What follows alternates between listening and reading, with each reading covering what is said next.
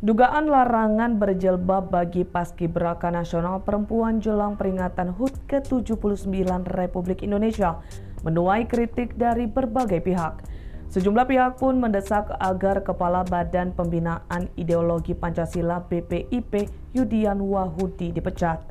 Ketua Umum PKB Muhaimin Iskandar alias Caimin menilai aturan melepas jilbab bagi Paskibraka telah merusak persatuan bangsa.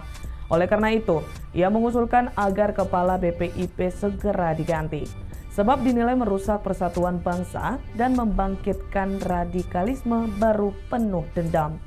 Hal senada juga disampaikan anggota DPR RI fraksi Gerindra, Andre Rosiade, yang menyebut Yudian tak paham esensi dari Bhinneka Tunggal Ika. Andre menegaskan bahwa Indonesia penuh dengan keberagaman sehingga harus dihormati. Sementara itu, Kepala BPIP Yudian Wahyudi menegaskan tidak ada pemaksaan terhadap Paskibraka untuk melepas jilbab.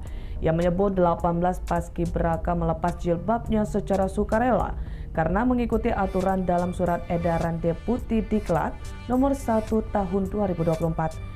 Yudi memastikan pelepasan jilbab bagi Paskibraka perempuan hanya dilakukan saat pengukuhan dan pengibaran bendera merah putih. BPIP menegaskan bahwa tidak melakukan pemaksaan lepas jilbab.